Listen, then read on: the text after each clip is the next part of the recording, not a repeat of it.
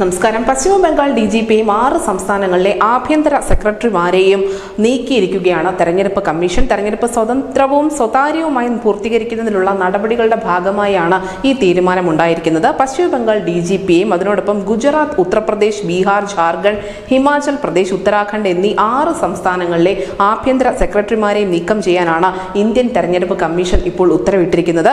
കൂടാതെ മിസോറാമിലെയും Himachal പ്രദേശിലെയും general administrative department സെക്രട്ടറിമാരെയും നീക്കിയിട്ടുണ്ട്. തെരഞ്ഞെടുപ്പുമായി ബന്ധപ്പെട്ട ജോലികളിൽ 3 വർഷം പൂർത്തിയാക്കുകയോ സ്വന്തം ജില്ലയിലുള്ളവരോ അല്ലാത്തതോ ആയ ഉദ്യോഗസ്ഥരെ സ്ഥലം മാറ്റാനും കമ്മീഷൻ എല്ലാ സംസ്ഥാന സർക്കാരുകൾക്കും നിർദ്ദേശം നൽകിയിട്ടുണ്ട്.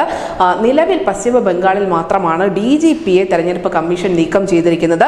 മമതാ ബാനർജിയുടെ വലംകൈയാണ് ഈ DGPയായ രാജീവ് കുമാർ എന്ന് പറയുന്നത്. സംസ്ഥാനത്ത് തദ്ദേശ തെരഞ്ഞെടുപ്പുമായി നടന്ന വ്യാപക സംഘർഷത്തിനിടയിലും അല്ലെങ്കിൽ സന്ദേശ് ഖാലി അടക്കമുള്ള വിഷയങ്ങളിലും മറ്റും ആഭ്യന്തര വകുപ്പ് സമ്പൂർണ്ണ പരാജയമായിരുന്നു എന്ന് രാജ്യം മുഴുവൻ കണ്ടതാണ്.